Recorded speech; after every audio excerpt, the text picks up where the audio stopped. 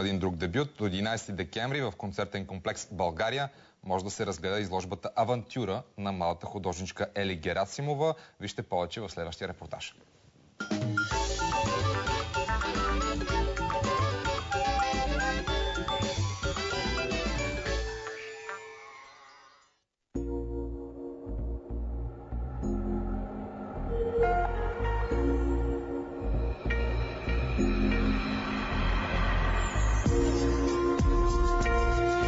Започваме да разглеждаме изложбата в мраморното фоайе на концертен комплекс България от любимата картина на авторката Ели Герасимова. Здравейте! Здравейте! Всъщност това е твоя четвърта самостоятелна изложба в рамките само на няколко месеца. Първата е била в галерия "Дебют" в София през април тази година.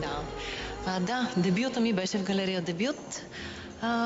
И оттам се започна моя добър старт. Надявам се все така да ми върви. Ели, всъщност картините ти представляват една живопис с колаж. Да, това е интересно мое виждане за нещата в този етап на работата ми.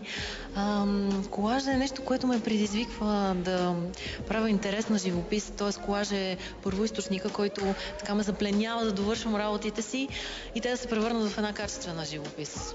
Използвам глина, хартия, плат. Правя им новия, втория живот.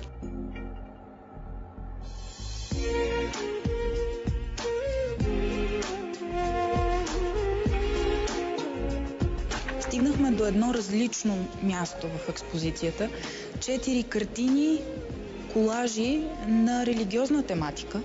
Да, това е нещо ново, което винаги се е криело в мен, но сега излезе на бял свят. Това е основата да правим своята авантюра в живота си, е всъщност нещо, което седи зад нас, което е истинско, което ни пази и ни дава силата за живота, да преживяваме своите авантюри.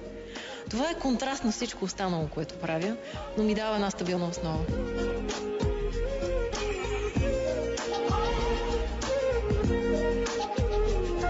Картините са едно съчетание на различен тип музика, което аз слушам докато рисувам. Винаги си слушам радио и любимите ми песни. Казали са ти, че това са картини за едни по-млади хора по дух.